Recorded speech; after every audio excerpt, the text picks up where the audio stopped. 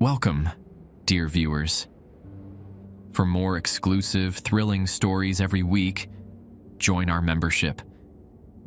Sit back, relax, and sip your coffee. Enjoy.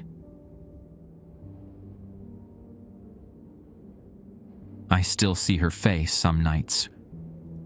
Emily Caldwell, age 8, gone missing near Tumbledown Mountain during a family camping trip. Search and rescue operations aren't supposed to end the way hers did, with me cradling what remained of a child while her parents' screams echoed through the pines. The official report said, animal attack. Black bear, most likely. The claw marks certainly suggested it. But bears don't arrange body parts in perfect circles. Bears don't leave handwritten notes folded into origami birds. And bears definitely don't whisper your name from the darkness 3 days after you found their supposed victim. That was 2 years ago. The incident that drove me from the Portland SR division to this backwater posting in Carabasset Valley, where the locals still use paper maps and talk about the woods like they're haunted. Turns out they might be right. My name is Mike Hutchins, former Army Ranger, former Portland PD, current search and rescue coordinator for the western Maine mountain region. After Emily, I couldn't stomach the city anymore. Too many reporters, too many knowing looks. So I took the transfer, bought a cabin on the outskirts of town, and tried to forget. The locals welcomed me with the reserved politeness Mainers are famous for. Neighborly, but not nosy. Old Bill Crowley at the general store threw in extra hand warmers with my purchases. Sarah at the diner memorized my usual black coffee, 2 eggs over easy sourdough toast within a week. They were good people, but they had boundaries. Don't go up past Caribou Pond after dark, Bill told me once, apropos of nothing, while wringing up my thermal socks. Just good advice. I'd nodded, chalking it up to local superstition. Maine's full of that. Old wives' tales about woods that date back to when the Abenaki thought these forests were inhabited by spirits. Quaint, I thought. Then came the Davison incident last month.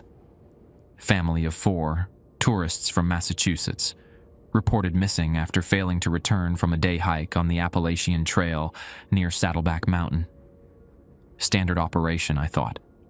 Until I found the father, Marcus Davison, wandering barefoot through a stream, hypothermic, babbling about rules and wrong faces. 3 days later, we recovered his wife and children. What was left of them anyway. Official report. Exposure and wildlife predation. The kind of thing that happens when unprepared hikers get lost. Happens all the time. Except for the matchbooks placed in each of their mouths. Except for the symbols carved into the trees surrounding them. Not trail markers. Nothing I recognized. And except for the fact that when I interviewed Marcus Davison in the hospital later, he was completely lucid. And he told me something I'll never forget. There are rules in those woods, Officer Hutchins. They gave me a list. I followed them. My family didn't. He died that night. Heart failure, the doctor said. Natural causes. The next morning, I found a sealed envelope on my front porch. No postage, no address. Just my name written in flowing script that looked eerily similar to Marcus Davison's handwriting. Inside was a single sheet of paper with 7 numbered rules and a handwritten note at the bottom. You'll need be soon. The woods are waking up again. When they call for you, come prepared. I almost burned it. Should have. Instead, I folded it carefully and tucked it into my jacket pocket, where it sat like a stone against my chest. 2 days later, my radio crackled at 3:17 a.m. A group of college students missing in the Bigelow Preserve. As I dressed in the dark, I felt the paper rustling in my pocket. I knew somehow that this search would be different, that I would need those rules. What I didn't know was that following them would change everything I thought I understood about these woods, about what really lives here, and about what happened to Emily Caldwell 2 years ago. My name is Mike Hutchins, and these are the rules I follow when I search for the lost in the Maine woods. The Bigelow Preserve is beautiful in a way that makes you feel small. Ancient spruce and fir trees reach toward the sky like cathedral spires, while Flagstaff Lake stretches out blue and vast to the north. In daylight, it's a postcard. At night, with sleet hammering down and visibility reduced to the weak cone of my flashlight, it was a maze designed to swallow people whole. I pulled my truck into the West Flagstaff Road trailhead parking lot at 4:23 a.m. 2 other vehicles were already there, Ranger Collins's Green Forest Service pickup and Sheriff Wade's cruiser. Their breath clouded in the beam of my headlights as they huddled near the trailhead map. Hutchins. Sheriff Wade nodded as I approached. He was a squat, ruddy-faced man with 40 years of Maine winters etched into the lines around his eyes. Got 4 missing from Maine Farmington. Came up for some overnight stargazing on Avery Peak. Only 1 made it back. "What's their status?" I asked, pulling on my gloves. Collins handed me a steaming thermos cap of coffee. Girl who made it back is Terry Washburn, sophomore. Hypothermic but stable. Got transported to Franklin Memorial an hour ago. Says they split up after something wrong started following them on the trail. Wrong how? Sheriff Wade's mouth tightened. She said it looked like Professor Kinney, but walking funny and calling to them using their full names, which apparently the real Kinney never does. My hand drifted to my jacket pocket where the folded paper sat. The missing students?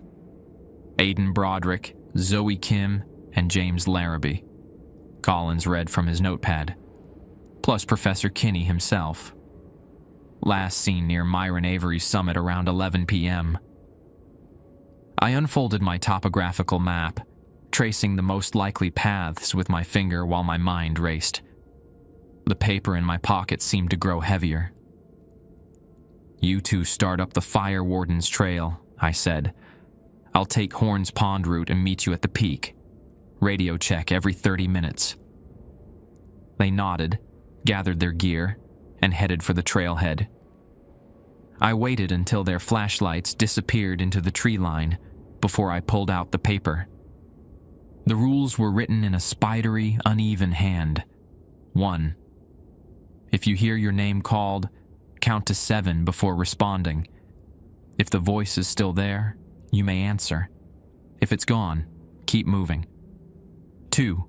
Trails marked with red blazes are safe until sunrise.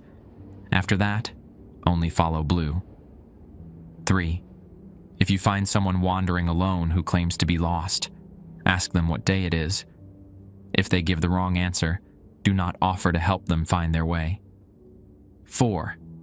Animals should not stand perfectly still. If you see one that does, walk backward slowly until you can no longer see it. Then run. 5. If you smell wet copper and pine sap together, you have 1 minute to climb as high as you can off the ground. 6. The moon should only be visible through the trees. If you can see it clearly in a clearing, it's not the moon. Don't look directly at it. 7. If a member of your party begins walking backward or sideways, they are no longer your responsibility. Leave them immediately. I stared at the list, my breath forming ghosts in the freezing air. This was insanity. Yet something about those rules resonated with fragments of stories I'd heard around town. Old Bill's warnings, whispers at the diner when hikers went missing, the things Marcus Davison had said before he died. I folded the paper and tucked it back into my pocket. Then I grabbed my pack, checked my GPS, and headed up the Horns Pond trail. The sleet had changed to snow, falling in thick, silent flakes that muffled all sound. My headlamp carved a tunnel through darkness and swirling white. The temperature had dropped below 20 degrees. Dangerous conditions for lost hikers without proper gear. 2 miles in, my radio crackled. "Collins to Hutchins, you copy." I reached for my radio, then froze. Rule number 1 flashed through my mind. If you hear your name called... But this was Collins. On a radio, I could hear the static. "Hutchins here," I replied. "We've found a backpack at the Fire Warden's Junction. Belongs to the Kim girl. No sign of her. Over." "Roger that. I'm about 2 miles in. Nothing yet. Over."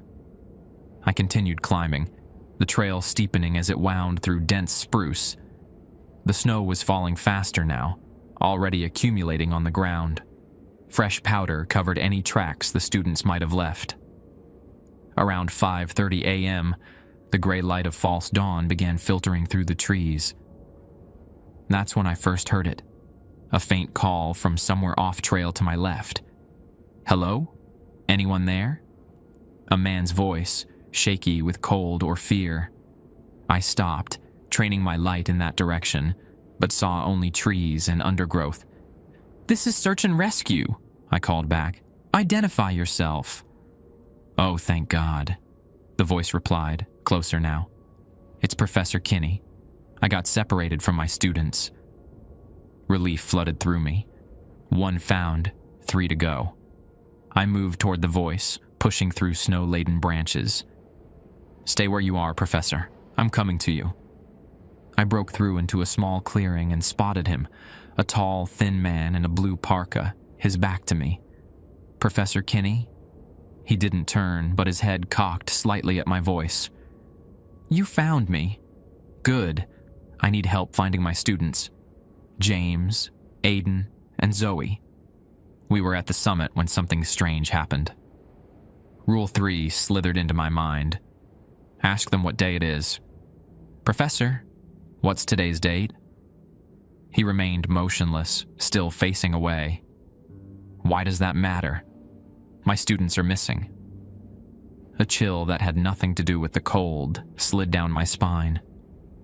"Just checking if you're oriented after being out all night," I said, keeping my voice steady while slowly reaching for my sidearm. "What's today's date?" He turned then, but stopped halfway, his face in profile. Something about the angle of his neck wasn't right. "It's the day they wake up," he said, his voice suddenly different, deeper, with an odd resonance like multiple voices speaking together. "It's the day you learn what really happened to Emily Caldwell." My blood froze. I hadn't told anyone in Carabasset about Emily. The figure that wasn't Professor Kinney began turning the rest of the way around.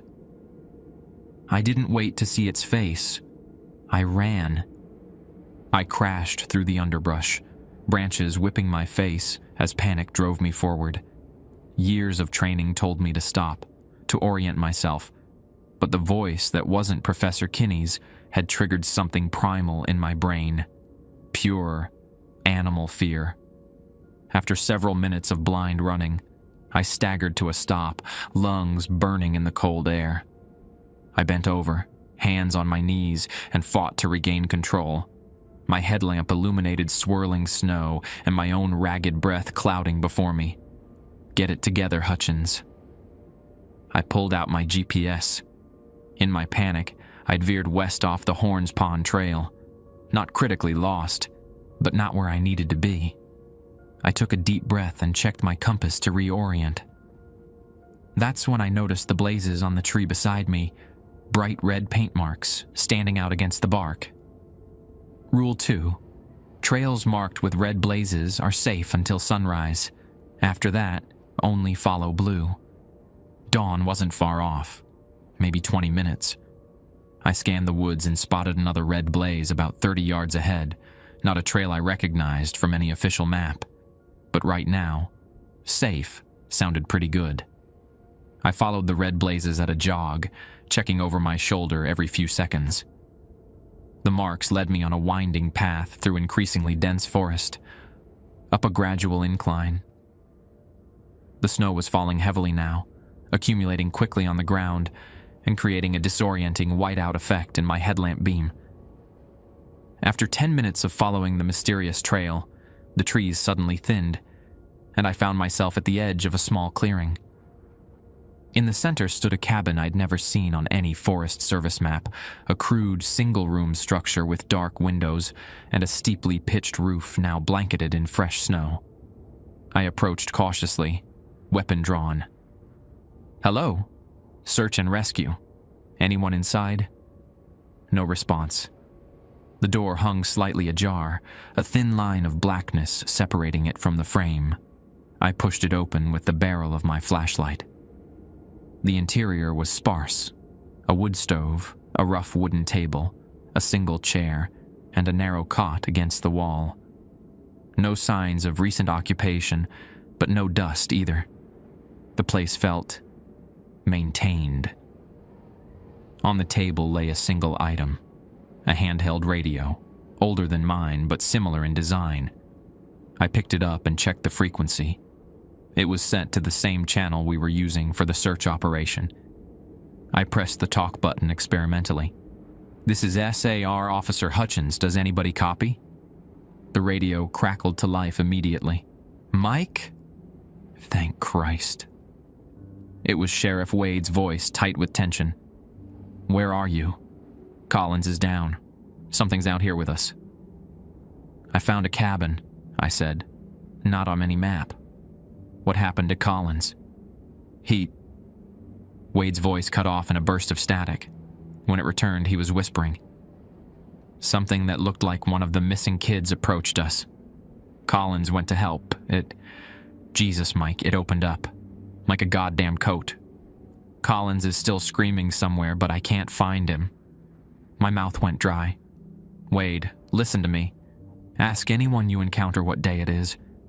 Don't help anyone who gives the wrong answer." "What are you talking about?" "Just trust me. I'm going to try to reach your position. Where are you?" "Near the summit of Avery's West Peak. But Mike, don't..." His voice dissolved into static again. Outside, the first rays of true dawn were breaking through the trees, painting the snow-covered ground with pale gold light. Sunrise. I remembered Rule 2 again. Red blazes safe until sunrise, then only blue. I hurried outside and circled the cabin, searching for any blue trail markers. There, on a massive old birch about 50 yards to the north, a blue blaze, faded but visible. I started toward it, then stopped dead. Something was moving through the trees to my right. A deer stepped into view about 30 yards away. A normal white-tailed deer, common in these woods. But it wasn't moving like a deer should. It stood perfectly still, facing me, even as the wind gusted and snow swirled around it. Rule 4. Animals should not stand perfectly still. If you see one that does, walk backwards slowly until you can no longer see it. Then run. I began backing away, keeping my eyes on the motionless deer. Its head was too still, like a taxidermist's mount. No breath steamed from its nostrils despite the freezing temperature. As I retreated, the deer's head rotated toward me, just its head, while its body remained frozen in the same position. Something about its eyes wasn't right. Too large, too dark, too aware. Once I'd backed far enough that the trees obscured my view of it, I turned and sprinted toward the blue blaze. I didn't look back until I'd reached it, and found the next marker, pushing deeper into the woods, following a trail that seemed to climb steadily toward Avery Peak. The forest grew stranger as I ascended. The trees here were old, ancient really, with gnarled trunks and branches that seemed to reach for me as I passed. The snowfall had eased, but a heavy mist had taken its place, limiting visibility to about 20 yards in any direction. I checked my watch. 7:23 a.m. The students and Professor Kinney had been missing for over 8 hours now, in temperatures well below freezing.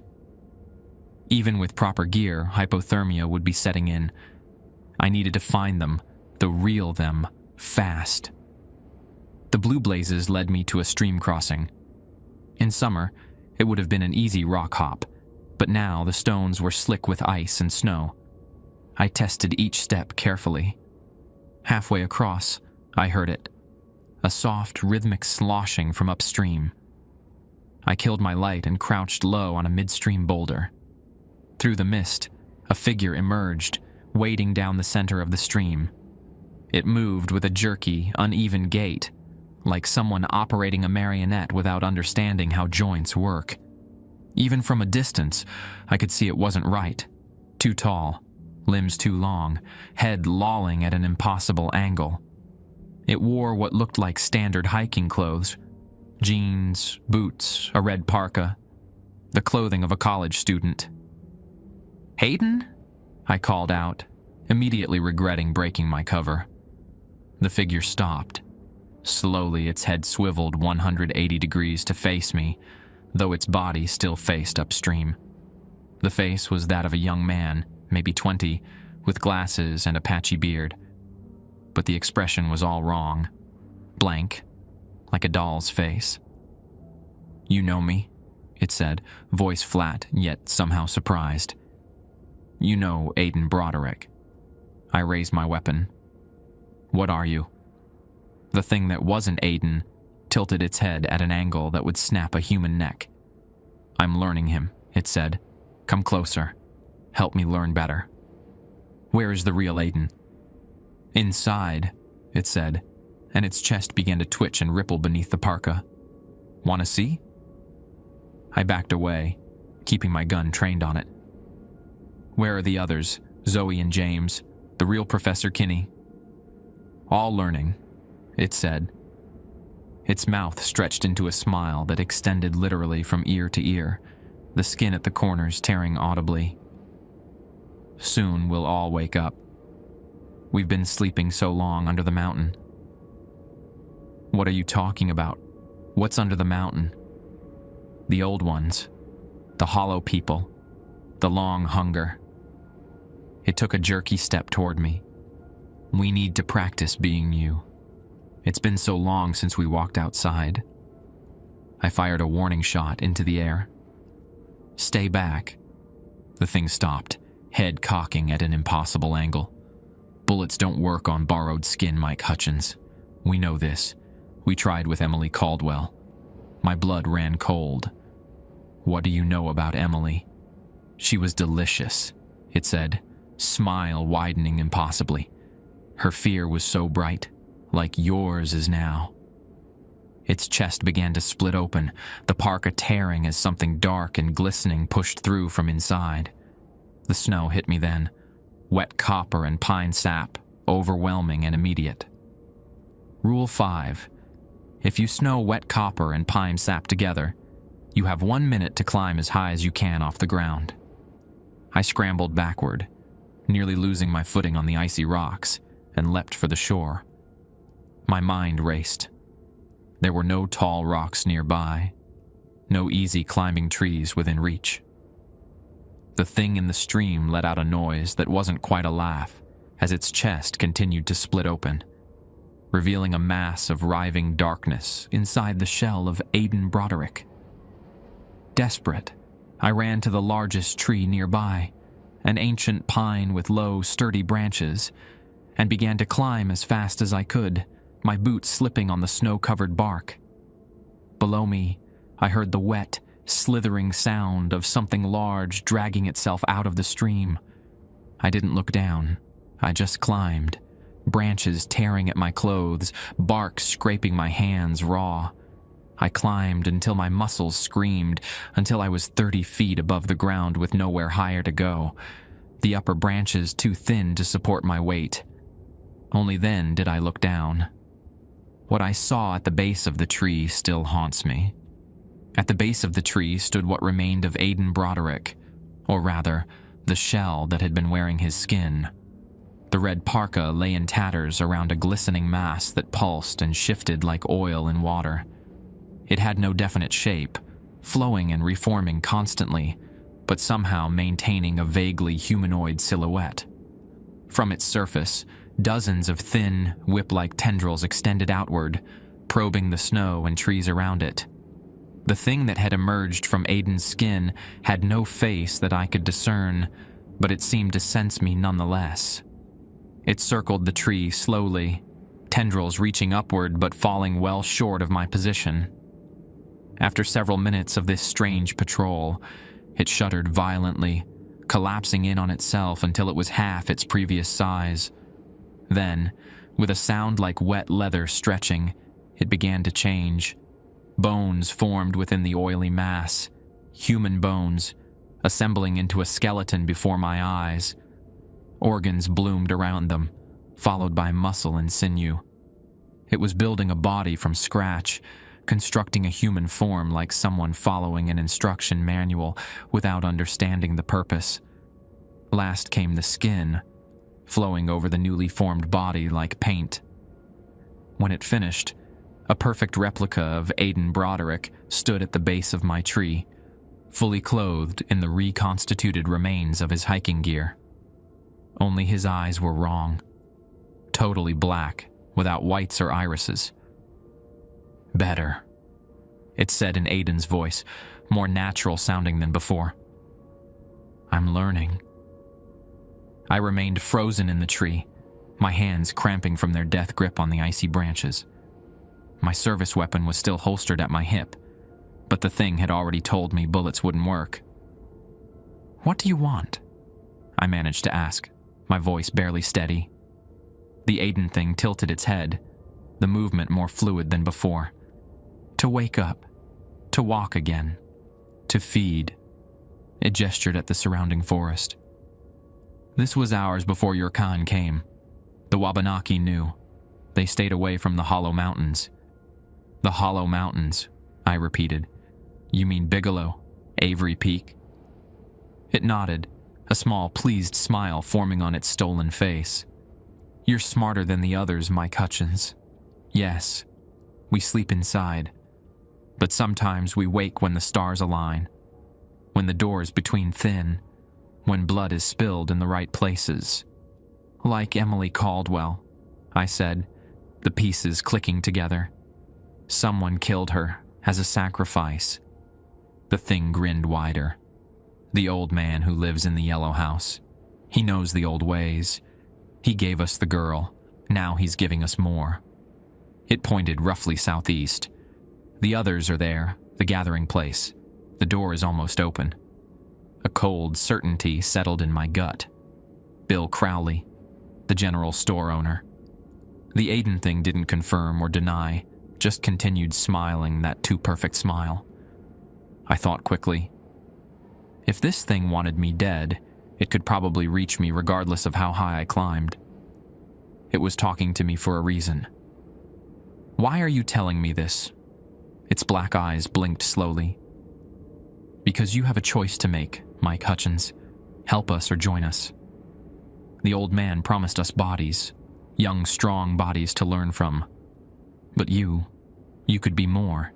You could be a guide. A guide to what? To the others. To the easy prey." It gestured vaguely toward Carabasset Valley. "Show us how they think, how they move, how they hide. Help us hunt." The offer turned my stomach. "And if I refuse?" The thing's face hardened, smile vanishing. "Then you're just food, like Emily Caldwell, like the students." It paused, head tilting. "Time's up. Decision now." My mind raced. I needed to buy time, to find a way out of this impossible situation. "I need to see them first," I said. "The students, Professor Kinney. If they're still alive, I want to see them." The Aiden thing considered this for a long moment, its black eyes unblinking. Then it nodded. "Follow," it said, turning and walking into the forest without looking back. I hesitated, then slowly descended from the tree. Every instinct screamed at me to run in the opposite direction, but I couldn't abandon the missing students if there was any chance they were still alive. And I needed to know what Bill Crowley had done. The thing that wore Aiden's skin moved with unnatural grace through the forest, following a route that didn't correspond to any trail on my map. I checked my GPS. We were heading east, toward the saddle between Avery and West Peak. The snow had stopped entirely, leaving behind a pristine white blanket that made tracking our passage trivially easy. If anyone was looking for us, they'd have no trouble following. If anyone was still looking. The thought of Sheriff Wade and what might have happened to him after our radio contact went dark weighed heavily on me. After 20 minutes of silent hiking, we reached a small, sheltered basin between the two peaks. In the center of the natural depression stood a circle of stones, not random boulders, but deliberately placed, weathered megaliths that looked impossibly ancient. They reminded me of smaller versions of Stonehenge, worn by centuries of Maine winters. The doorway, the Aiden thing said, gesturing to the stone circle. The old people knew. They built it to keep us in. Now it lets us out. Within the circle, 3 figures knelt in the snow, backs to us. Even from behind, I recognized the distinctive purple jacket Zoe Kim had been described as wearing, and the lanky frame of who I assumed was James Larrabee. The third, larger figure would be Professor Kinney. "Are they alive?" I asked, taking a step closer. For now. The Aiden thing's voice had changed subtly, a strange resonance underlying the human tones. The door needs life to open fully. Blood keeps it from closing. I moved closer, circling to see their faces. What I saw nearly stopped my heart.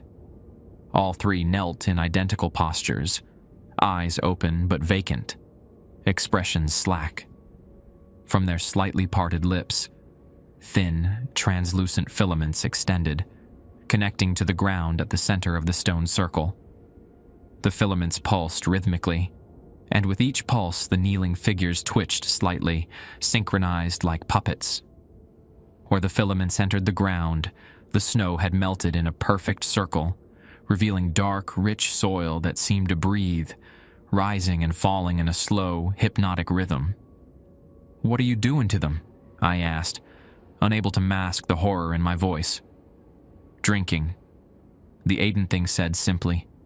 "Their fear, their memories, their essence. We need to understand before we can wear them properly." I reached for my sidearm, but the Aiden thing moved with blinding speed, catching my wrist in a grip that felt like iron. No, it chided. "I told you. Bullets don't work on borrowed skin." "Let them go," I demanded. "They're innocent." "Nothing is innocent," it replied. The old man understood. A few lives for the safety of many. That was the bargain the first people made. A few sacrifices to keep us sleeping. He's just honoring the old ways. A few sacrifices.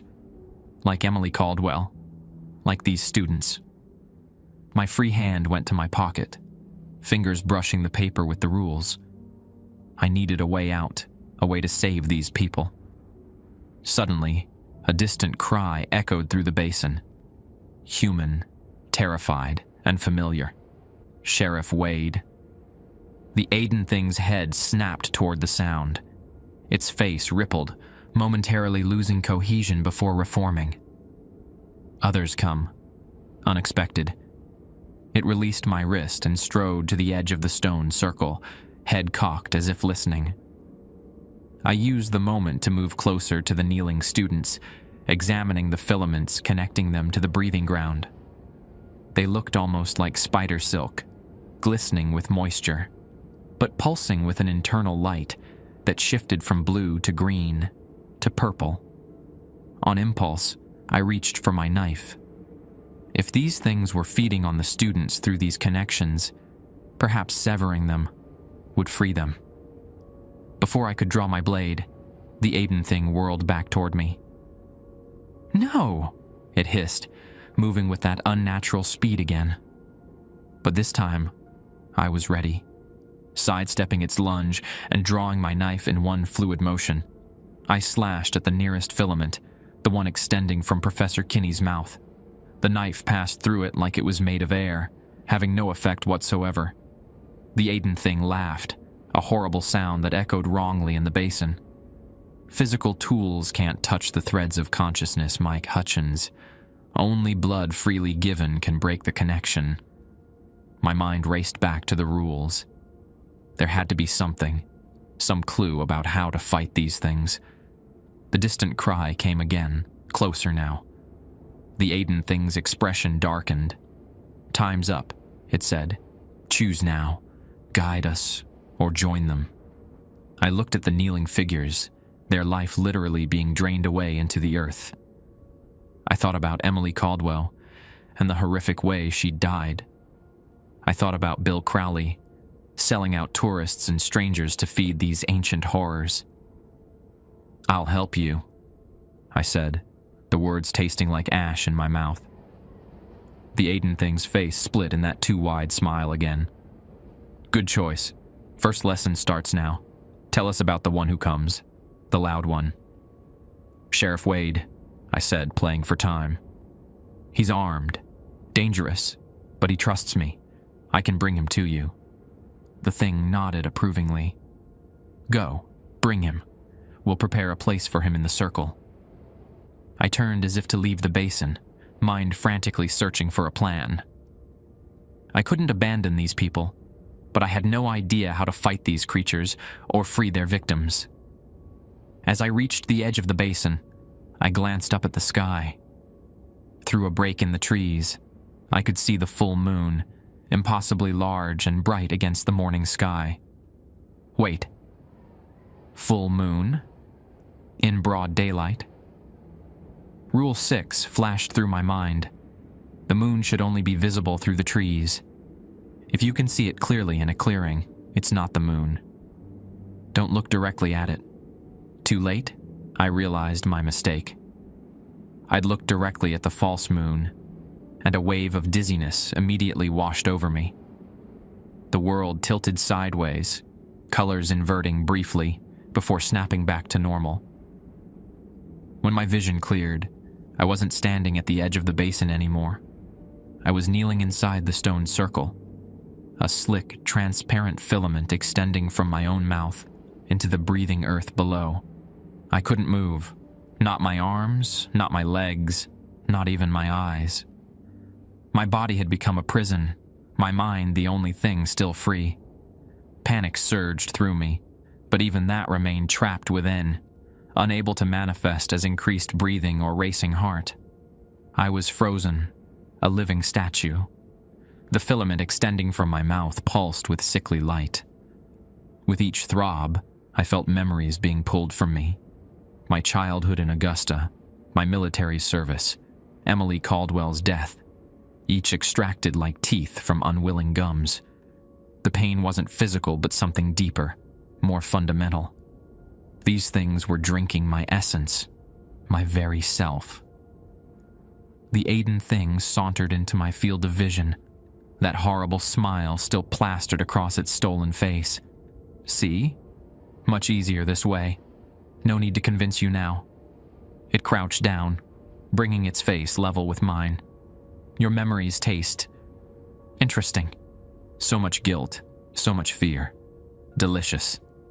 Behind it, the ground in the center of the stone circle continued to rise and fall, like breathing lungs. With each exhalation, a fine mist of crystalline particles floated upward, hovering momentarily before being drawn back down. It reminded me of underwater footage I'd seen of sea anemones, feeding on microscopic organisms. The Aiden thing stood and walked to the edge of the circle, tilting its head as if listening. Your friend comes closer. The loud one. His fear precedes him. Sheriff Wade. If he walked into this clearing unprepared, he'd end up just like us.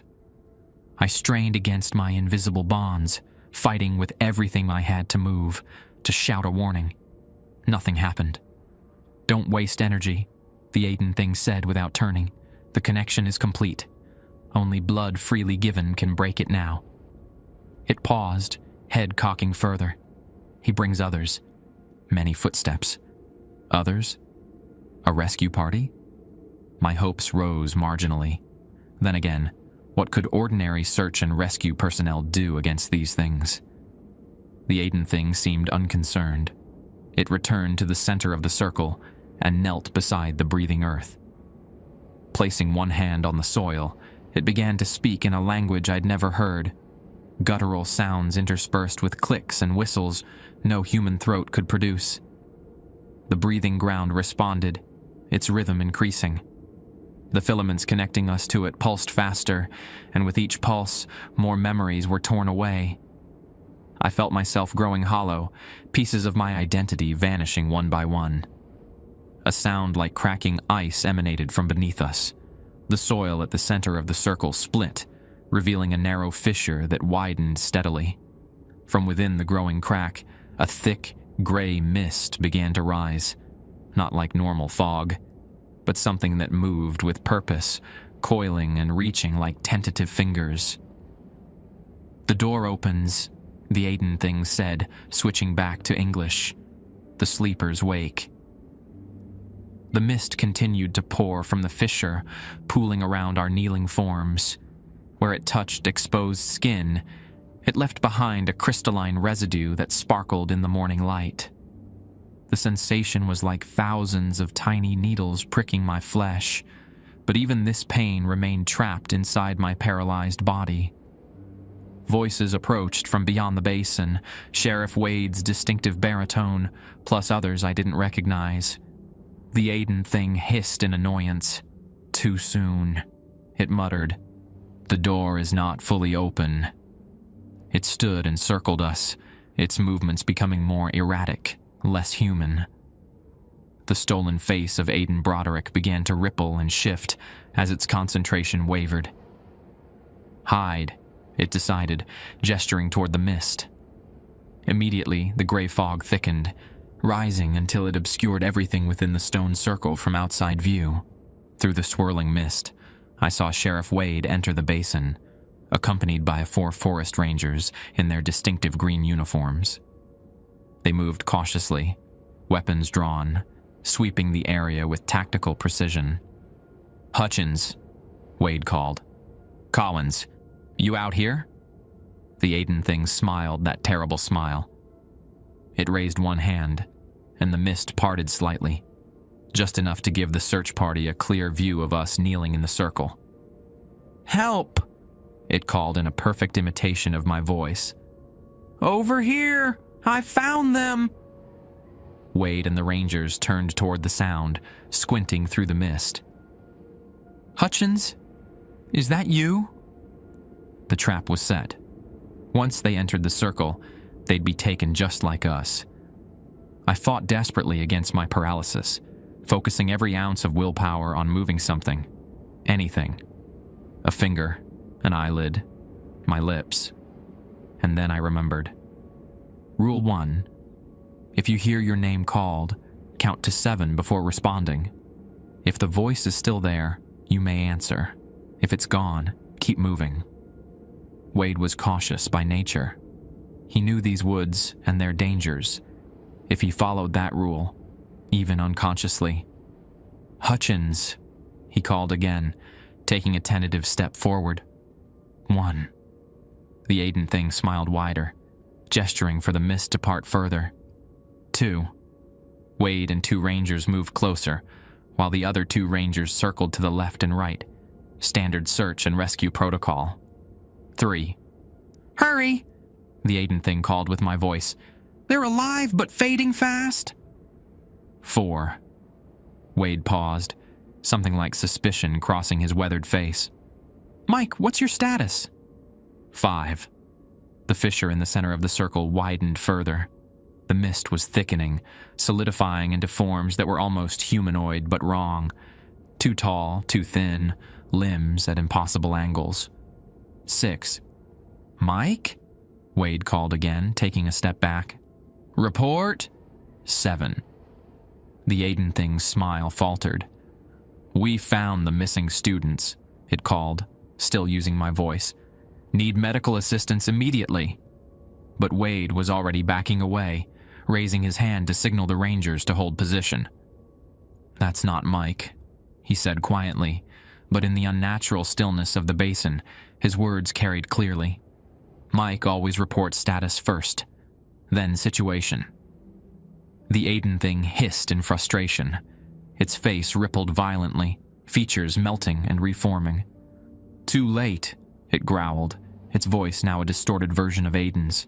The door opens, the sleepers wake. The fissure in the earth tore wider with a sound like mountains splitting. The gray mist erupted upward in a geyser of writhing tendrils. Where they touched the stone megaliths, frost formed instantly, spreading in crystalline patterns. "Fall back!" Wade shouted to the Rangers. "Get out of the basin!" Too late. The mist surged forward with impossible speed, engulfing two of the Rangers before they could retreat. Their screams cut off abruptly as they vanished within the gray cloud. Wade and the remaining Rangers opened fire, bullets cutting through the mist without effect. The Aiden thing laughed, the sound echoing wrongly. "Physical weapons cannot harm us," it declared. "We are the Hollow Ones. We are hunger given form." As the mist advanced on Wade and the remaining Rangers, something unexpected happened. A bright orange flare arced through the air, launched from somewhere beyond the basin's edge. It landed in the center of the stone circle, directly in the widening fissure. The reaction was immediate and violent. The mist recoiled as if burned, tendrils writhing in what could only be pain. The fissure began to close, edges of soil drawing together. A second flare followed, then a third, each landing within the circle and burning with unnatural intensity. The mist retreated further, condensing around us, the kneeling sacrifices. Someone new entered the basin. A small, elderly woman with steel gray hair pulled back in a tight bun. She wore a park ranger's uniform that looked decades out of date and carried a shotgun that appeared almost as old as she was. "Iron and fire!" she shouted to Wade. "They hate iron and fire! Drive them back to the circle!" Wade didn't question. He grabbed something from his belt, road flares, and lit them, tossing them in a perimeter around the stone circle. The remaining Rangers followed suit, creating a ring of blazing red light. The gray mist shrieked, a sound no fog should be able to make, and pulled back entirely into the stone circle, condensing around our kneeling forms. The old woman approached the edge of the circle, stopping just outside the stones. She reached into her pocket and withdrew a handful of what looked like iron nails, rusted with age. "Blood freely given breaks the bond," she said, looking directly at me. "Remember the rules, Officer Hutchins. Blood freely given. Rule 5 had mentioned climbing when snowing copper and pine. Rule 3 warned about helping the lost who didn't know the date, but nothing specifically about blood, unless the paper itself. The rules that had appeared mysteriously on my porch after Marcus Davison's death. The note had been signed in what looked like blood. The old woman began tossing iron nails into the circle, one by one. Where they landed, the mist hissed and retreated. The Aiden thing's face contorted in rage. "Ranger Catherine," it snarled. "Still interfering after all these years." 58 years, the old woman, Catherine, corrected grimly. 58 years protecting these mountains from your kind. Did you think I'd stop now? The Aiden thing circled us like a predator, its movements growing increasingly frantic as more iron nails landed within the stone circle. The gray mist continued to retreat, condensing around the fissure at the center. "You can't stop it this time, Catherine," the thing snarled, its voice fluctuating between Aiden's and something much older, much deeper. "The alignment is perfect. The sacrifices are ready. The door is opening." Ranger Catherine moved slowly around the perimeter of the circle, careful not to cross the boundary marked by the standing stones. Her eyes, sharp despite her years, never left the Aiden thing. "I've stopped it before. I'll stop it again." She tossed another nail into the circle. Bill Crowley should have known better. Should have remembered what happened in '67. The Aiden thing hissed.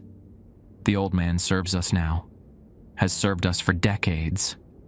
Did you think you were the only one who remembered? While they faced off, Sheriff Wade and the 2 remaining rangers had positioned themselves around the circle, creating a perimeter with their flares. The bright, chemical light pushed the mist further back, confining it entirely within the stone boundary. "Catherine," Wade called, never taking his eyes off the scene. "What the hell are we dealing with?" "The Hollow Ones," she replied, her voice steady despite the tension evident in her stance. "They live inside the mountains, sleep for decades, sometimes centuries, wake up hungry." "Like skinwalkers?" one of the rangers asked, voice trembling slightly. Catherine shook her head. "Worse. Skinwalkers were once human, at least. These never were." She reached into her pocket and pulled out a small glass vial containing what looked like dark, dried blood. "They're what the Wabanaki called the Winnogan, the Hollow Hunters. They wear bodies like we wear clothes, discarding them when they are damaged or no longer useful." The Aiden thing laughed, the sound like stones grinding together. "Such knowledge for a human. Did your grandfather teach you that before we took him? Catherine Blackwell?" A flash of pain crossed the old woman's face, but her hand remained steady as she uncorked the vial. "My grandfather died protecting these mountains from you. I'm just continuing the family business." Inside the circle, I remained paralyzed, a helpless witness to the confrontation. The filament connecting me to the breathing earth continued to pulse, but slower now, as if the entities were diverting their attention to the more immediate threat. I could feel my sense of self eroding with each pulse, memories being consumed and digested by whatever lurked below. The students beside me were in worse shape. Zoe's eyes had clouded over completely, turning milky white. James had begun to twitch uncontrollably, his body fighting the paralysis even as his consciousness was being devoured. Only Professor Kinney seemed relatively intact, though his skin had taken on an ashen pallor. Catherine circled until she stood directly across from Wade. Their positions, Catherine, Wade, and the 2 rangers, formed a rough square around the stone circle. The old woman raised the vial. "Remember the rules, Officer Hutchins," she called to me. "Blood freely given breaks the bond. Iron contains. Fire repels. What cannot be killed can be bound." The Aiden thing suddenly lunged toward Catherine, moving with that unnatural speed. It stopped abruptly at the circle's edge, as if hitting an invisible barrier. It screamed in frustration, its face melting and reforming rapidly. "You think your perimeter will hold?" It sneered. The doorway widens. More come. As if in response to its words, the fissure at the center of the circle cracked wider. The gray mist swirled more violently, and within it, shapes began to form. Tall, spindly silhouettes with too many limbs, moving with the jerky, disjointed motions of poorly operated marionettes. Catherine locked eyes with Wade. "When I give the signal, throw everything you've got into the circle. Every flare, every iron nail, every silver coin you're carrying. Anything metal. Understand?" Wade nodded grimly. Catherine turned to me. "And you, Officer Hutchins. When you feel the pull lessen, you need to move. Fast. Get the others out of the circle if you can, but don't hesitate. Don't look back." She began to chant in a language I didn't recognize, not the guttural sounds the Aiden thing had used, but something more melodic, flowing like water over stones. With each phrase, she sprinkled droplets from the vial onto the ground just outside the circle. The effect was immediate. The earth where the blood, if that's what it was, touched began to glow with a soft, amber light. The light spread, tracing the circumference of the circle, connecting the standing stones with a luminous thread. The Aiden thing howled, its form destabilizing further. The stolen face of Aiden Broderick sloughed away like melting wax, revealing the pulsing, oily darkness beneath. Your blood is weak, Catherine Blackwell. Too old, too thin. Not my blood, Catherine replied, a grim smile tugging at her weathered face. My grandfather's, preserved with salt and iron for just this purpose. The amber light completed its circuit around the circle, flaring brighter. Within the circle, the gray mist retreated further from the perimeter, condensing into a churning column above the fissure. The partially formed shapes within it writhed in what looked like pain. The filament connecting me to the earth faltered, its pulsing growing erratic. I felt a lessening of the paralysis, a tingling returning to my extremities. Now! Catherine shouted. Wade and the Rangers began hurling their remaining flares into the circle. At the same time, Catherine flung the last of the blood from the vial directly at the column of mist. The world exploded into chaos. A howl, like 1,000 tortured voices, filled the basin, echoing off the mountainsides. The column of mist convulsed violently, tendrils lashing outward in all directions.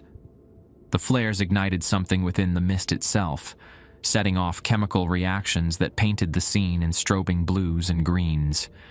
In that moment of confusion, I felt the paralysis break entirely. The filament connecting me to the breathing earth snapped with an audible pop, dissolving into shimmering particles. I collapsed forward, catching myself on hands suddenly alive with pins and needles sensation. "Move!"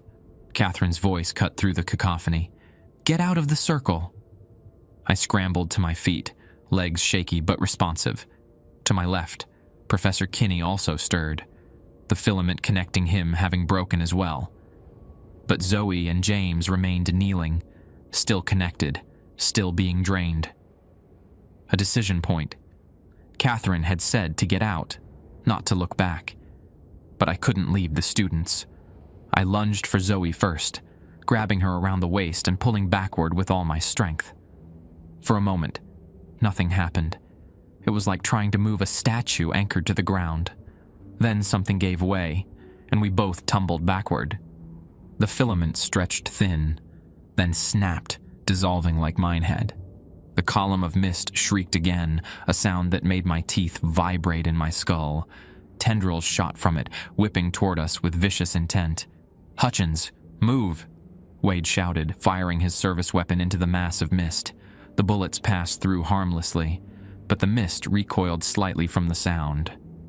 I dragged Zoe toward the edge of the circle, her body limp but breathing. Professor Kinney had already made it out, helped by one of the Rangers. That left James. I turned back. The tendrils of mist had wrapped around James entirely now, his form barely visible within the writhing gray mass. The Aiden thing, or what remained of it, had melted back into the central column, its borrowed humanity completely abandoned. Catherine appeared at my side, her ancient shotgun leveled at the column. "Too late for that one," she said grimly. "Get out while you can." The fissure in the earth was closing now, the edges drawing together like a healing wound. The column of mist compressed, darkening to the color of a storm cloud. Lightning-like discharges crackled within it. "It's retreating," Catherine said, satisfaction evident in her voice, falling back into the deep places. But the battle wasn't over. As the fissure narrowed, the mist grew more frantic. Tendrils shot out in every direction, seeking escape. One wrapped around my ankle before I could react, burning cold even through my boot. I cried out, trying to shake it off. Catherine didn't hesitate. She aimed her shotgun and fired directly at the tendril. Instead of buckshot, the shell discharged what looked like iron filings, glittering in the morning light. Where they struck the tendril, it sizzled and released me, retreating back to the main mass. "Iron and salt," Catherine explained, reloading with practiced efficiency. Oldest remedy there is. The fissure had narrowed to a crack now, and the column of mist was being drawn into it like water down a drain. The howling had faded to a low, angry hum that vibrated in my chest. The Aiden thing was nowhere to be seen, presumably reabsorbed into the greater mass. But James still knelt at the center, the filament connecting him now thicker than before, pulsing with dark energy. His body jerked and twitched, head lolling unnaturally. "We can't leave him," I insisted, moving back toward the circle. Catherine caught my arm in a surprisingly strong grip. "Look at his eyes." I did. James's eyes had turned completely black, like pools of oil, and when his head turned toward us, the movement was all wrong, fluid but unnatural, like a snake rather than a human neck. "That's not James anymore," Catherine said softly. "They've hollowed him out." As if confirming her assessment, James's body rose to its feet with jerky, marionette-like movements, his head tilted at an impossible angle, and when his mouth opened, the voice that emerged was not human. "We will return," it said in a chorus of overlapping tones. "The door is marked, the key is turned. Next time, Catherine Blackwell, you won't be here to stop us." The remaining gray mist swirled around him, encasing him in a cocoon of writhing tendrils. When it dissipated seconds later, both James and the mist were gone, the fissure sealed completely beneath undisturbed soil. The stone circle stood empty, save for the scattered flares still sputtering on the ground. The oppressive atmosphere that had permeated the basin lifted, replaced by the normal sounds of the forest. Wind through pine needles, distant bird calls, the crunch of snow underfoot. Catherine lowered her shotgun, shoulders sagging with either relief or exhaustion, probably both. "It's over, for now." Wade approached cautiously, keeping his weapon at the ready. "Would someone like to explain what the hell just happened?" "Later," Catherine said, turning toward where the Rangers were tending to Zoe and Professor Kinney. "First, we need to get these two to safety. And then..." Her eyes hardened as she looked at me. "We need to pay a visit to Bill Crowley." I nodded, my mind still reeling from everything I'd witnessed. "The rules," I said, pulling the crumpled paper from my pocket. "You wrote them, didn't you?" Catherine's weathered face broke into a tired smile. "Not me, my grandfather. I just made sure they find their way to those who need them." She nodded toward the paper. "Keep that close. We're not done yet. Not by a long shot." I looked back at the stone circle one last time. For a brief moment, I thought I saw a flicker of movement within it, a gray shadow passing between the stones. But when I blinked, it was gone. As we carried the survivors out of the basin, I couldn't shake the feeling that whatever we'd encountered, the Winogan, the Hollow Ones, were merely retreating, not defeated. And somewhere in the depths of the mountain, James was with them, or whatever remained of him. The rules had saved us this time. I had a feeling we'd need them again soon. The ride back to Carabasset Valley passed in weighted silence. I sat in Wade's cruiser, Catherine beside me in the back seat. My hands wouldn't stop trembling, delayed shock setting in as the adrenaline ebbed from my system. Professor Kinney and Zoe had been airlifted to Franklin Memorial Hospital, both still unconscious, but stable. "We need a plan," Wade finally said, breaking the silence as we descended into the valley. "I can't just walk into Crowley's store and arrest him for..." "What exactly? Sacrificing hikers to mountain monsters?" Catherine made a sound that might have been a laugh if it contained any humor. "No one's arrested a Crowley in this valley for 3 generations. They're protected." "Protected by who?" I asked. "By what?" she corrected. "The Hollow Ones have been sleeping under these mountains for centuries. The original settlers made a pact, sacrifices in exchange for safety. The Crowleys have been the keepers of that pact since the beginning. Wade's knuckles whitened on the steering wheel. So we're talking about generations of murders covered up by the whole town. Not the whole town, Catherine said. Most folks around here don't know the specifics. They just know certain places are dangerous after dark. Certain trails you don't take. Certain rules you follow. The cruiser slowed as we approached the outskirts of town. And your family? I asked. Where do you fit in? Catherine's weathered face hardened. We were the opposition. The Blackwells never accepted the pact. We've been fighting it since my great-grandfather's time, finding ways to bind the Hollow Ones, to keep them sleeping. She patted the shotgun across her knees. Every generation, one of us takes up the watch. And no one stopped the Crowleys before now. She shook her head. Can't prove what happens in the deep woods. Bodies get blamed on animal attacks, exposure, accidents, and the benefits are too good. Benefits? Wade asked. Prosperity. Protection. Carabasset Valley hasn't had a major natural disaster in 150 years. No floods, no devastating fires, no disease outbreaks. Even the big blizzard of '52 somehow skipped right over us. Her eyes had a distant look. The pact works, in its way. That's why it's continued. We pulled into town just after noon. Main Street was quiet. A few locals going about their business under the weak winter sun. Crowley's general store sat at the far end, a weathered clapboard building with a hand-painted sign, an American flag hanging limply in the still air. What's our move? Wade asked, parking across the street. Catherine checked her shotgun. We confront him. Make him understand the Hollow Ones are getting stronger. The old sacrifices aren't enough anymore. They want to wake fully, to walk outside their mountains. And if he doesn't cooperate? I asked. Her eyes met mine, hard as flint. Then we end a very old arrangement. Wade frowned. I can't condone vigilante justice, Catherine. This isn't about justice, she replied. It's about survival. We crossed the street together, an unlikely trio, the sheriff in his mud-spattered uniform, the ancient ranger with her even more ancient shotgun, and me, still wearing the torn and bloodied clothes from my encounter in the stone circle. A bell jingled cheerfully as we entered the store.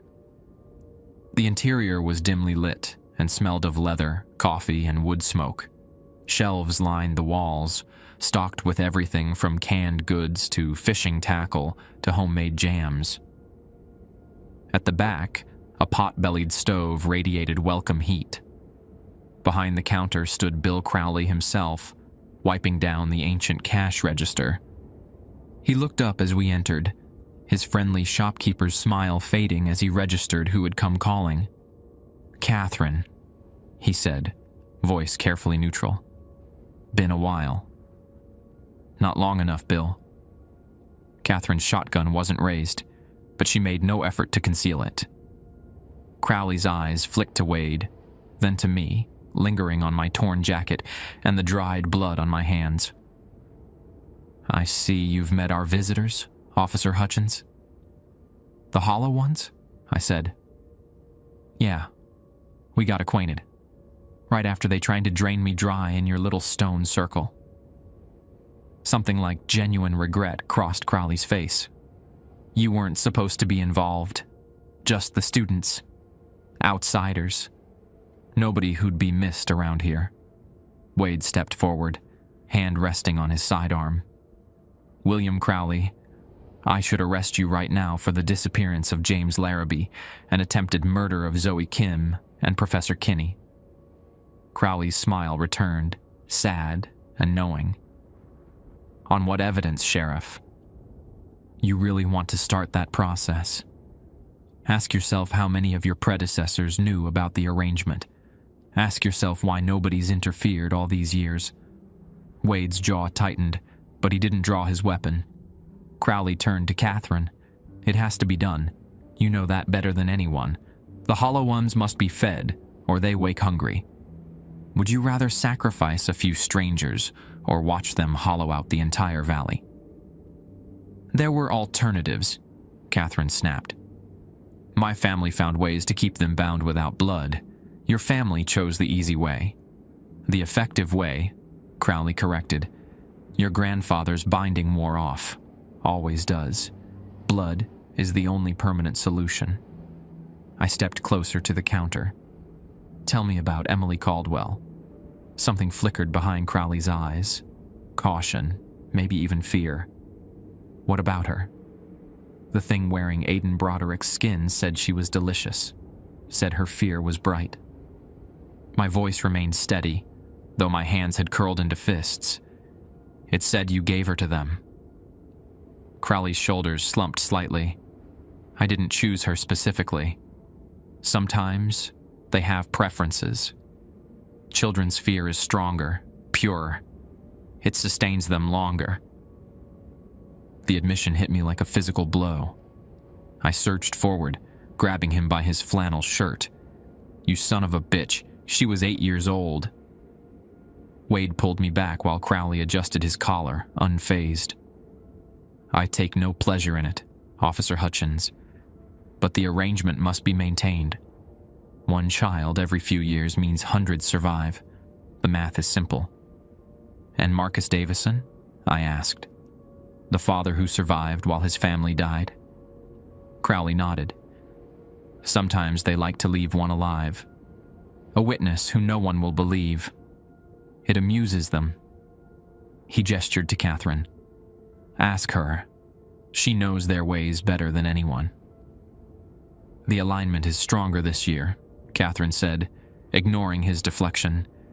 You felt it too, didn't you? That's why you escalated from 1 victim to 4. Crowley didn't deny it. The stars are right. The door wants to open wider than before. They took James Larrabee completely, I said. They're wearing him now, learning from him. The Hollow One said next time, they'll be ready. For the first time, genuine alarm showed on Crowley's face. Took him? Completely? He shook his head. That's never happened before. They've always just fed and retreated. Things are changing, Bill, Catherine said. The old arrangement isn't working anymore. They're getting stronger, more ambitious. Crowley moved from behind the counter, pacing nervously. That's not possible. My grandfather spoke with them directly, made the terms clear. Blood for protection. They never take more than agreed upon. Well, they just did, Wade said flatly, and they nearly took Officer Hutchins and 2 others with them. Crowley stopped pacing, his face suddenly ashen.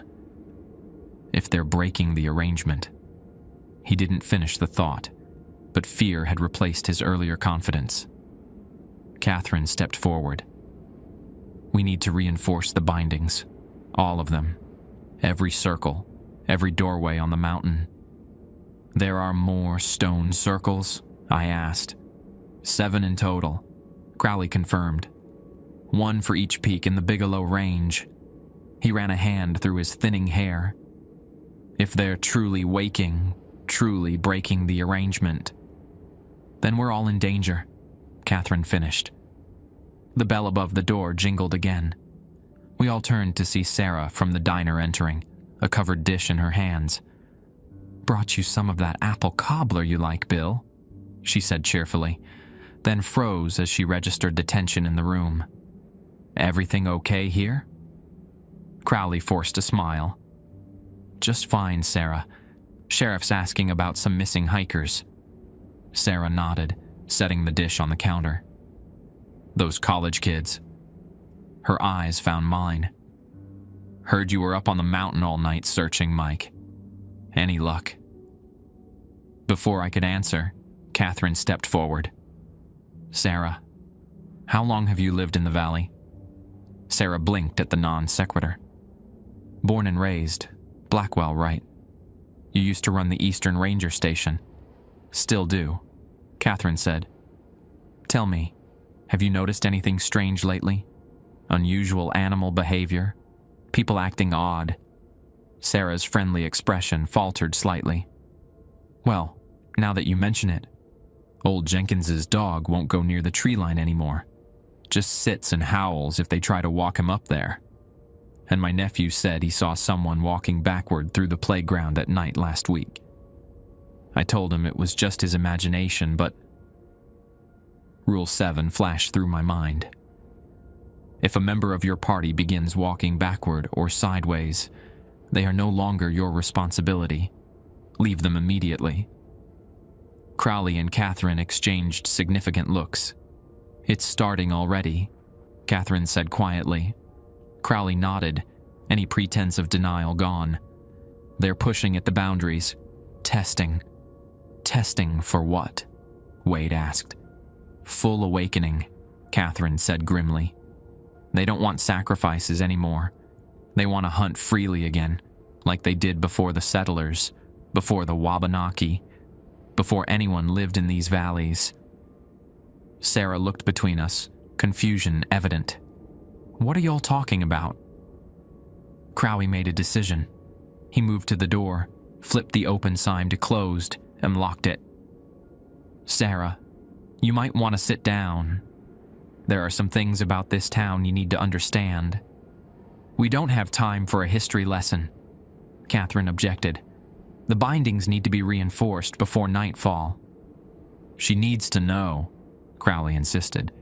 Everyone in town needs to know. If the Hollow Ones are breaking the arrangement, no one is safe anymore. He turned to me. Officer Hutchins, did you bring the rules with you? I pulled the crumpled paper from my pocket. Right here. Good.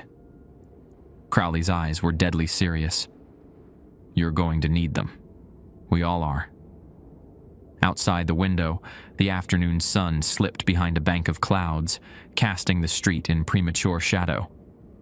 In the distance toward the mountains, a thin gray mist was rising, though there wasn't a hint of rain in the forecast.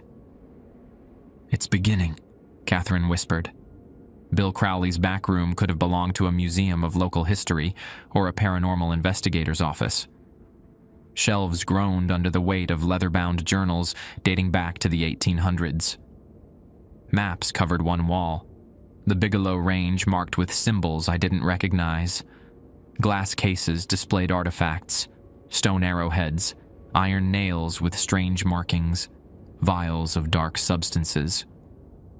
The family archive, Crowley explained, pulling a dusty tome from a shelf. Every Crowley for 7 generations has kept records. Catherine snorted. Records of your betrayals. Records of our survival, Crowley countered without heat. Not all of us had the luxury of moral high ground, Catherine. Some of us had to make the hard choices. Sheriff Wade was on his radio, coordinating with his deputies to quietly gather the town council for an emergency meeting. Sarah sat in a corner chair, her face pale but composed as she processed everything she'd just learned about her hometown. So all those missing hikers over the years?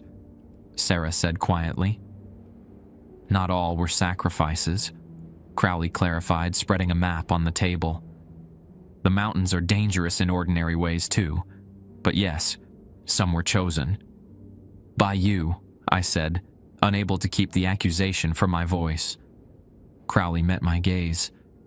I marked them, left signs the Hollow Ones recognized.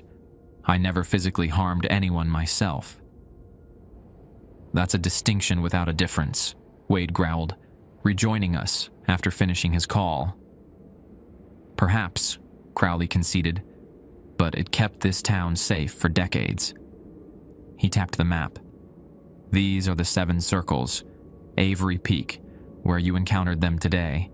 Old Speck, Sugarloaf, Crocker Mountain, Bigelow Mountain, and 2 more on unnamed peaks that don't appear on official maps. Catherine leaned over the table. The Wabanaki called them the 7 Teeth, the places where the earth opens to what lies beneath. She traced a line connecting the peaks. Together, they form a containment boundary.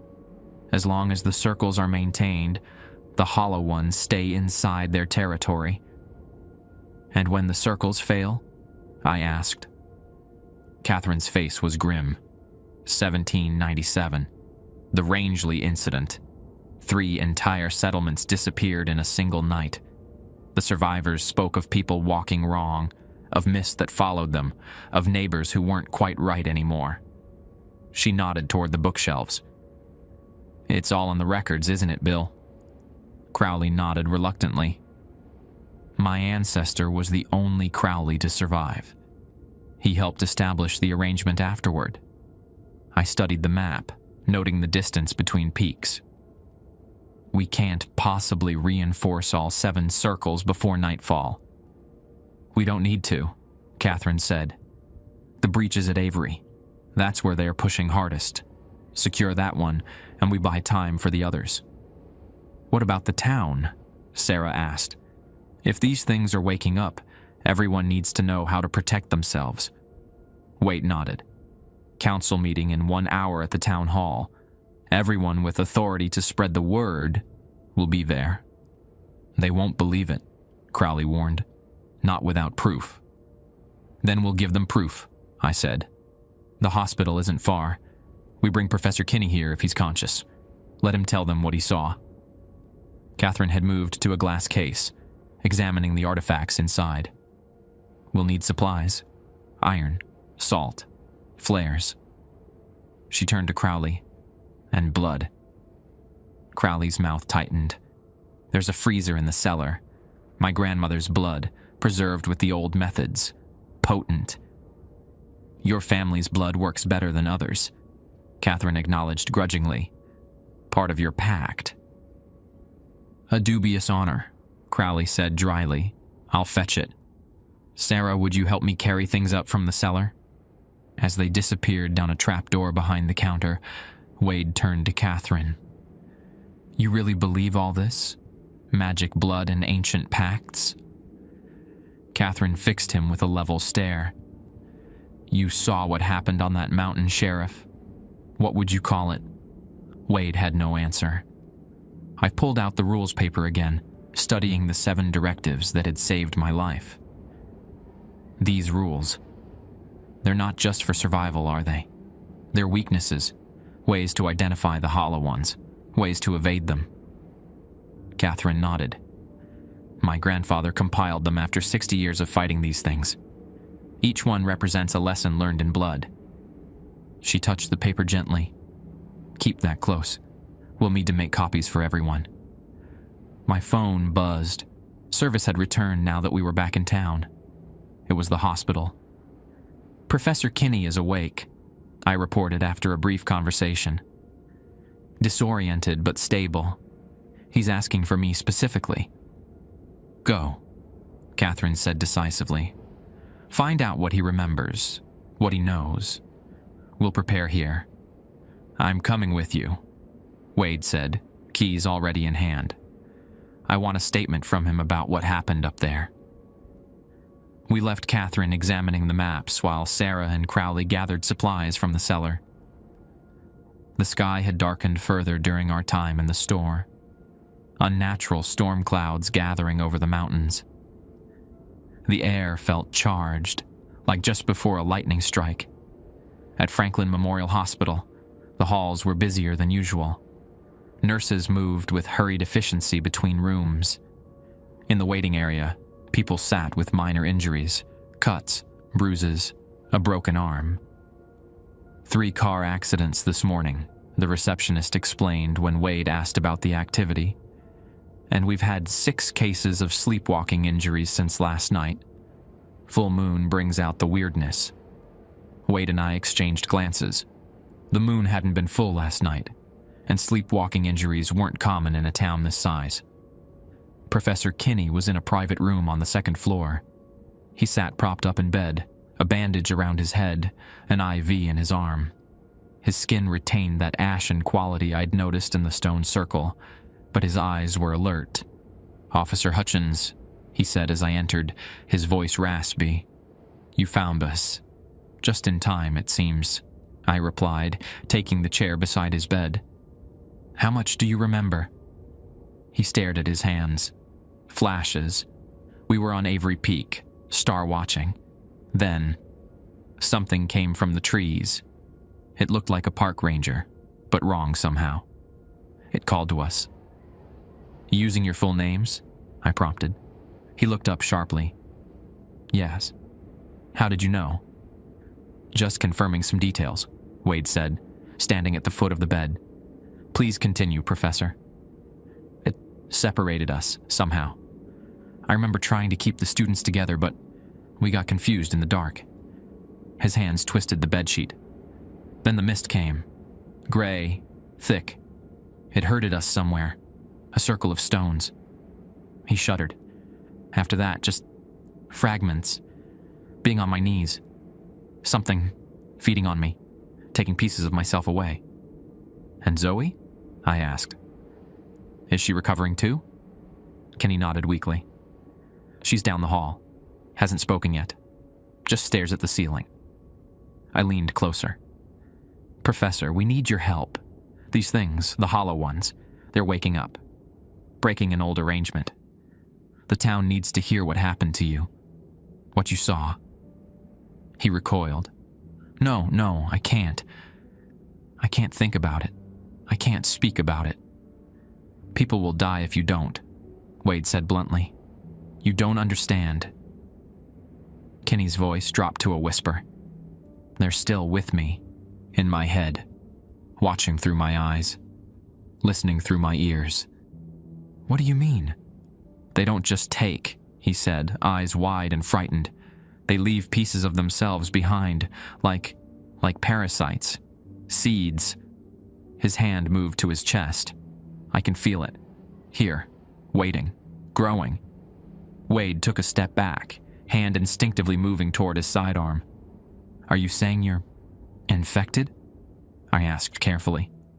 Kenny nodded miserably. "They're inside anyone who survived contact. Me, Zoe, you, Officer Hutchins." The bottom dropped out of my stomach. "That's not possible. I feel fine." "So do I," Kenny said. "Until the sun starts to set. Until they stir." He looked toward the window where the strange storm clouds were darkening the afternoon sky. "It's starting already. Can't you feel it? The pull. The hollow places inside, wanting to be filled." Now that he mentioned it, I had felt something. A strange emptiness. An echo where memories had been taken. I'd attributed it to shock, to exhaustion. "How long?" Wade asked. "How long until whatever this is takes effect?" "Nightfall," Kenny whispered. "When the mist rises. When they wake fully." He looked at me with desperate eyes. "You have to lock us up. Me, Zoe, yourself. Anyone who made direct contact. Before we turn." "Turn into what?" I asked, though I already knew the answer. "Hollow ones," Kenny said. "New vessels. New bodies for them to wear while they hunt." A commotion erupted in the hallway, raised voices, something crashing to the floor. Wade moved to the door, peering out. "What is it?" I asked. "Sleepwalking patient," Wade reported. "But," he hesitated. "She's walking backward." Rule 7. If a member of your party begins walking backward or sideways, they are no longer your responsibility. Leave them immediately. My radio crackled to life. Catherine's voice came through, tight with urgency. "Hutchins, Wade. Get back here now. It's starting. The mist is moving into town from all directions. The barrier is breaking." Wade drew his weapon. "We need to evacuate the hospital." Kenny shook his head frantically. "No time. Lock down. Iron and salt at every entrance. It's the only way." I looked out the window. The premature darkness had deepened, and tendrils of gray mist were indeed creeping down from the mountains, sliding through the streets of Carabasset Valley like searching fingers. "I'll coordinate the hospital lockdown," Wade decided. "You get back to Catherine and Crowley. We need those supplies distributed now." "What about you?" I asked, thinking of what Kenny had said about infection. Wade met my eyes steadily. I didn't make direct contact with those things. You did. Be careful, Hutchins. Watch yourself when night falls." I nodded grimly, checking my watch. Just after 4 p.m., with sunset coming early this time of year. Maybe 2 hours of daylight left. 2 hours to prepare the town for the Hollow One's awakening. 2 hours before I potentially became one of them. I took one last look at Professor Kinney, who had curled into himself, rocking slightly and murmuring what sounded like mathematical equations, an attempt to keep his mind ordered, to resist the hollow spaces inside him. "I'll send help," I promised, then hurried into the gathering darkness. 3 months have passed since the night we call the Grey Siege. Most official reports blame it on a combination of factors: unusual weather patterns, mass hallucination from fungal spores, carbon monoxide leaks from faulty heating systems. The kind of explanations that let people sleep at night. Carabasset Valley knows better. 37 people died that night. Another 14 disappeared without a trace. 6, including myself, carry what Catherine calls the hollow seed. We survived direct contact, fought off the turning, but something of them remains inside us. On certain nights, when the moon sits just right in the sky, I can feel it stirring. The town has changed. Iron horseshoes hang above every door. Salt lines the thresholds of public buildings. Children recite the 7 rules in school alongside the Pledge of Allegiance. Sheriff Wade now carries iron bullets in his service weapon. Bill Crowley is gone, not dead. At least, I don't think so. He walked into the mist voluntarily that night, carrying 7 vials of his family's blood. By morning, the mist had retreated back to the mountains, and the immediate threat had passed.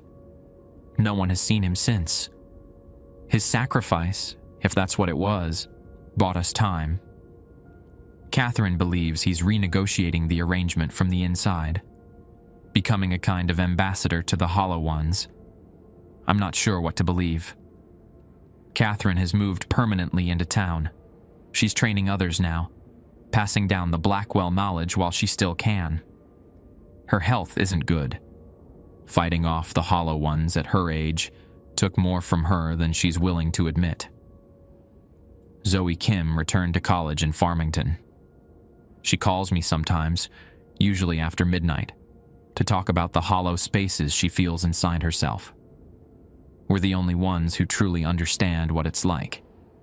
The others who survived contact have scattered, trying to outrun what can't be outrun. James Larrabee's parents still post flyers around town. They refuse to believe he's gone for good. Sometimes I see a figure at the edge of the tree line that has James's lanky build and distinctive walk. But it never comes closer, and I never approach. Professor Kinney took a sabbatical. Last I heard, he was researching ancient Wabanaki legends in the special collections at the University of Maine. Looking for answers, or maybe for weaknesses we can exploit when the Hollow Ones inevitably wake again. As for me, I still coordinate search and rescue operations in the western Maine mountains. But now, when hikers go missing near the 7 Peaks, I follow a different protocol. My pack always contains iron nails, road flares, and a printed copy of the rules. I've never returned to the stone circle on Avery Peak. I don't need to. In my dreams, I'm there almost every night, kneeling in the snow, feeling the filament connecting me to something ancient and hungry beneath the mountain. The rules saved us once. They might save us again, but rules can be learned, studied, and eventually broken. The Hollow Ones have all the time in the world. They're patient, they're adaptable, and they're still hungry. This morning, I found a folded paper bird on my front porch. Inside, written in what looked like Bill Crowley's handwriting, was a single sentence. They're learning new ways to wake. I keep the rules with me at all times now. I've memorized them, recite them like a prayer when I wake, gasping in the night. But I can't shake the feeling that they're no longer enough, that the hollow ones are adapting, changing their patterns to render our defenses obsolete, that soon we'll need new rules for the waking world. So if you find yourself in the Maine woods, in the shadow of the Bigelow Range, and you hear your name called from the trees, count to 7 before you answer. And pray whatever called you is gone before you reach the end. Some voices are never meant to be answered.